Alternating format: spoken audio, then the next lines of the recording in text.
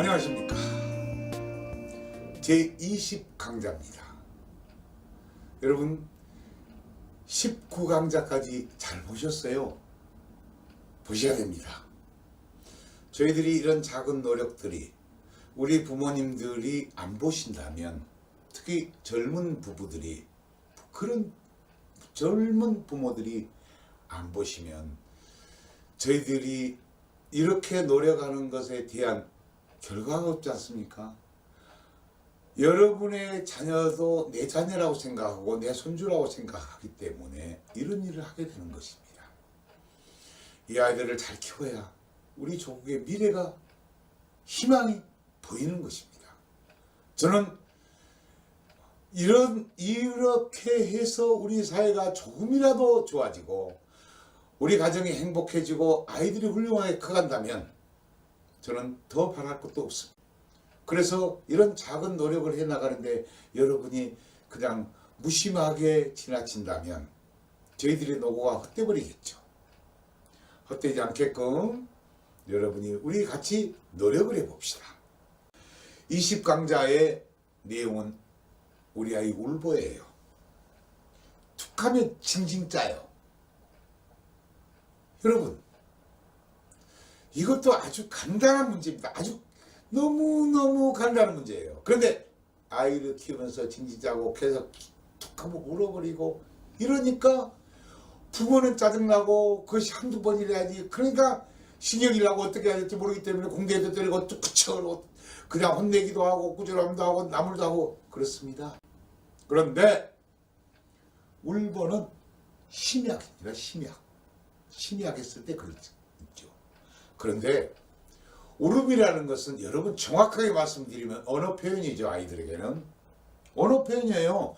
내가 말하고 싶은 것을 표현하는 것이 뭐예요? 내가 배고프다, 그래서 우는 거예요. 당연히 그렇죠. 아프다, 불편하다, 몸이 불편하다.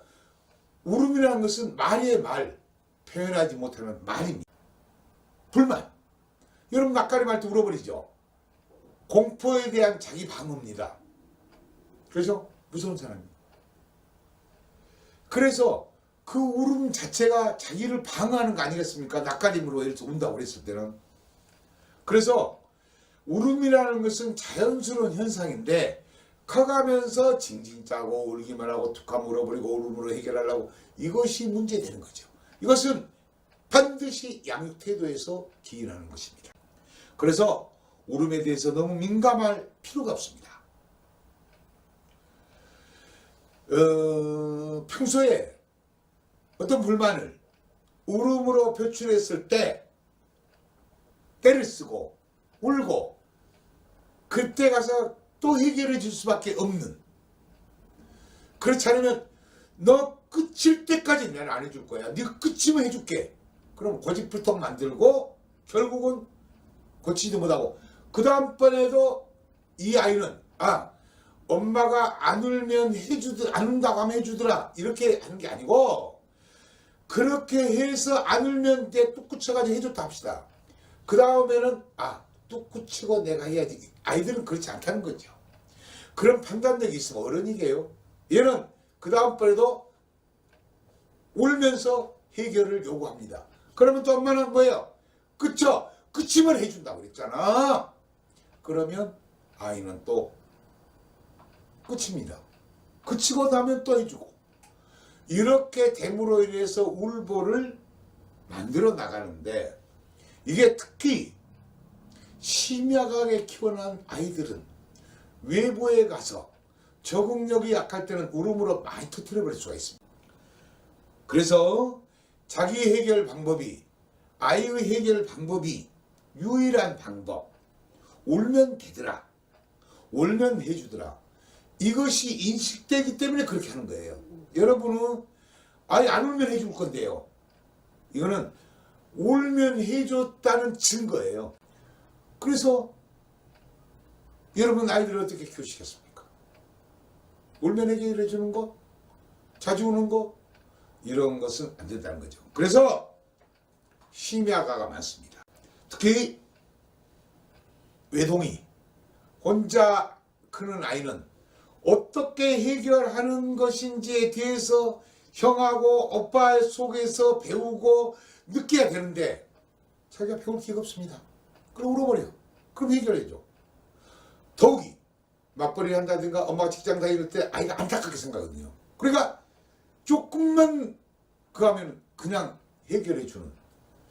그래서 이 아이가 그렇게 심야가로 키워서 사회생활 어떻게 하겠습니까? 여러분 정말로 용기와 패기와 의지와 자기 판단이 필요한 시기에 그런 거 없이 자란다는 것은 이 아이들은요 세상을 어떻게 살아갈지 방법에 대해서 모르는 겁니다. 이것이 현대사회가 안고 있는 가장 큰 문제라고 생각합니다. 형이나 오빠들은 정신연령이 비슷합니다. 그러니까 오빠가 어떻게 하는가 이걸 보고 그렇게 따라하고 요걸 해결했고 요걸 해결 못했고 이런 것들이 나타나는 거죠. 그런 것을 보고 자라야 되는 거죠. 싸우다가 자기네끼리 싸우다가 울고 그치고 또 아이들은 싸우고 나면 망각 현상이 있기 때문에 금방 잊어버립니다. 그렇죠? 금방 잊어버립니다. 그런데 습관적으로 다시 나타나는 거죠. 여러분 우리가 나도 아이를 키우면서 5살, 6살 때부터 그 망우리 그 공동묘지 옆에 그 산속에서 애들하고 어울려서 데려다니면서 하다가 또 싸우고 또 형아 하고 또 화해했고 아까 또 싸워가지고 이렇게 해결도 하고 이런 경험 속에서 아이가 끈기와 용기와 희망과 판단력이 생기더라 이 말이에요. 여러분 여러분의 자녀는 어떻게 키우고 있습니까? 그래서 부모가 엄격하면 울보를 만들기가 쉽습니다. 울보를. 그렇기 때문에 꾸중을 한다든가 옥박지를 한다든가 여러분들은 울면 해준다 이런 것을 반드시 벗어나야 됩니다. 또 그쵸? 그러면 해줄 거니까. 그러면 더더욱 안 됩니다. 아이들과 싸우는 것을 즐겁게 생각하십시오. 아이들 싸움이라는 건요 아주 사소한 겁니다. 무슨 수표가 붙어놨다고 싸우는 거 아니에요. 그 아주 사소한 거예요. 이거 가지고 부모가 뭐 뚜퉁 저 뚜퉁 이거는요 아이 그대로 망가뜨리는 겁니다. 아이들은 싸우면서 자라는 겁니다. 그 싸움이 흉기를 들었다든가 뭐 녀석이 뭐 해가지고 가게 수표를 붙어냈다든가 이런 거 아니지 않습니까? 그렇기 때문에 너무 엄청나게 볼 필요 없이 울으면 언하다. 단 너무 징징 짜는 것은 부모가 심야가로 키웠다. 이렇게 생각하시면 되는 겁니다. 특히 호냐 키운 부모. 요즘에 지금 그러기가 쉽죠. 자제는 하나죠. 어린이집에다 맡겼기 때문에 미안하죠. 그렇기 때문에 아이가 돌아오면은 어떻게 뭘 먹어라 뭐 해라 이렇게 해가지고 과잉보하는 경우가 있는데 무관심이 최고 좋은 작이에요. 자녀가 두 명 이상이어야 좋고 한 자녀는 아주 안 좋아요. 그런 거에서는. 그래서 자기 관심을 관철하려고 하는 것이 많죠. 여러분 근데 진정한 치료는 어디 있는 줄 알아요? 우리 인간에게 가장 중요한 것은 자연입니다. 여러분 여러분의 아파트에 틀어박혀 있어가지고 게임하고 있을 때 아이들이 진짜 운다 합시다. 그 아이 들판에다가 넓은 들판에다 갖다 놓고 나면 울어요? 어떻게 웁니까? 안 울어요. 해보십시오. 그 치료가 자연만큼 좋은 게 없다는 거죠. 그래서 아이들에게는 정말로 자연을 벗삼아 살아갈 수 있는 힘을 길러야 됩니다. 저는 나이가 좀 지긋합니다만은 우리들이 자랄 때 그 자연, 대자연. 저는 바닷가에 살았는데 지금도 생각하면요, 제주도가 보이는 그 바다에 가서 물장구 치고 왼종일 그 조개 잡고 소라 잡고 그 고기 잡던 펑덩펑덩 4살 때부터 물속에 살았으니까요.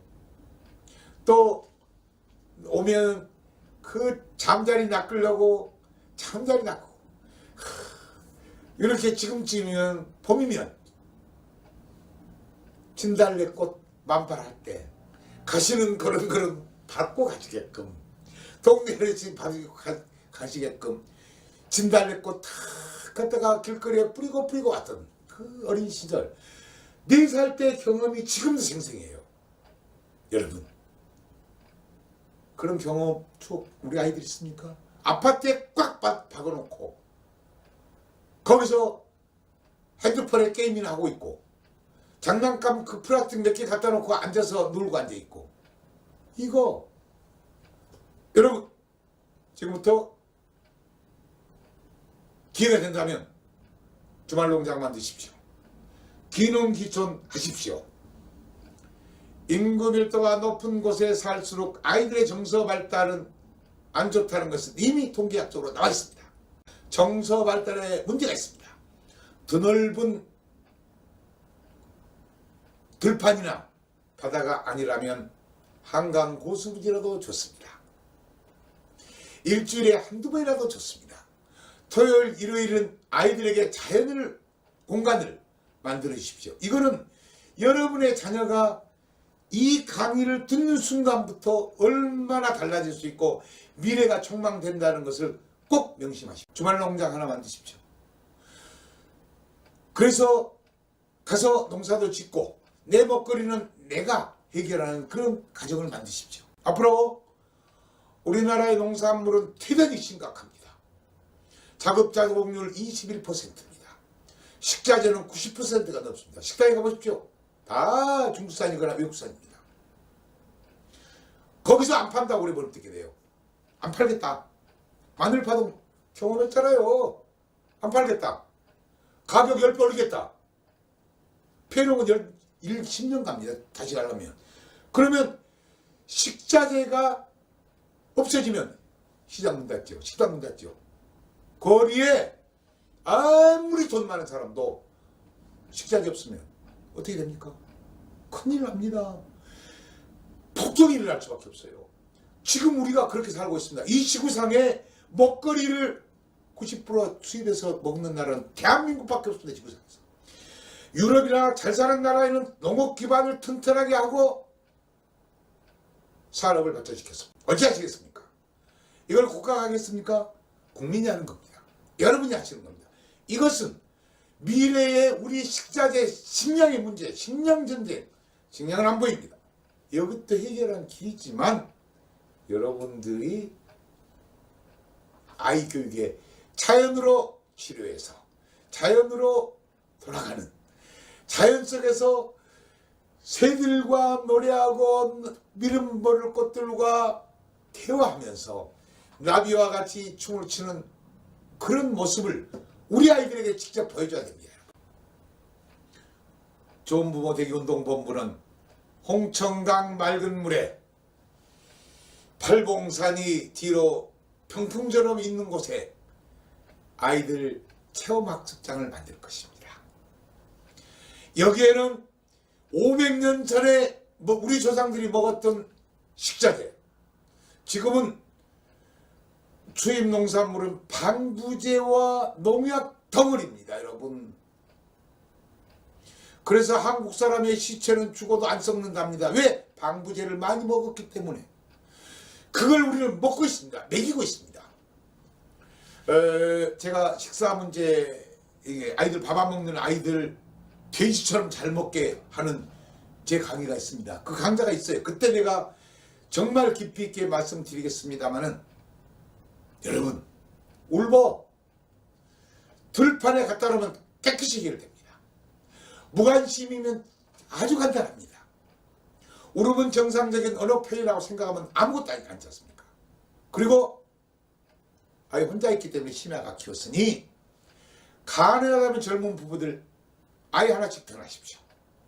그러면 조국의 미래는 밝습니다. 여러분의 자녀도 크게 됩니다. 아니 가능하시면 다 커요. 다 좋습니다. 뭐 경제적 어려움? 이건 내가 편하게 살기 위해서 그런 거지. 정말로 내가 우리 어머니 아버지들처럼 소 팔고 땅 팔아가지고 자식께 시키려고 얼마나 했습니까? 아니 우리는 왜 그걸 못합니까? 우리 젊은 부부들이 왜 그걸 못합니까? 그거는 우리 아이들을 위해서라도 자식을 위해서라도 사회를 위해서도 해야 될 우리들의 정신 상태가 아닌가 생각합니다. 물론 뭐 개인적으로 하고 안 하고야 여러분의 마음이 있지만 제가 생각하기에 그렇다는 얘기죠. 앞으로 저희들과 같이 특히 이 농산물, 자연환경 이것은 저희들하고 같이 좋은 부분이고 뭐 같이 가면 여러분들은 좋은 길이 있습니다. 같이 하시죠. 그리고 현실적으로 지금 유튜브 텔레비 보고 있는 거 뭐라고 했습니까? 구독 꼭 눌러주셔야 돼요. 그래야 우리가 더 발전할 수 있고 그거 조금씩 저축이 되면 더 좋은 강의, 더 좋은 환경을 우리가 만들어서 여러분들에게 제공하겠습니다. 그것이 저희들에게 보답하는 길이 아니겠습니까? 그리고 좋은 아이로 키우려면 이거 알고 계시죠? 이제 많이 아시죠? 이제 워낙 제가 이거를 창피함을 무릅쓰고 좀 쑥스럽지만 그냥 말씀드린 거예요. 이거 44등 서울대 갔어요. 이거 드라마까지 만들어졌다니까요. 교육방송에서. 이거를 꼴찌에서 박사까지는 책. 이거는 뭐 공부가 아니에요. 다 공부도 있지만 별놈 얘기 다 나와요. 여기는 뭐 사춘기, 물속 대화라든가 뭐 여기 보면 자잘한 개구쟁이 동네 이런 일어났습니다. 그래서 이거는 이거 뭐 큰 돈 들어가면 못하게 했지만은 별로 안 들어가는 거니까 요거는 18,000원인데 아마 저볼 때는 1억 8천만 원어치 가치는 있다고 생각합니다. 미래로 봤습니다. 여러분 제 자랑해서 죄송해요. 네, 알려드려야 돼. 우리 젊은 부부들한테 젊은 부모들한테는 알려줘서 우리 젊은 부부들이 정말 훌륭한 아이로 키워야 되는데 지금 잘못된 부분이 많아요. 그래서 우리 함께 건강한 사회를 만들고 또 훌륭한 아이로 키우고 좋은 부모가 됩시다. 이렇게 시청해서 고맙습니다.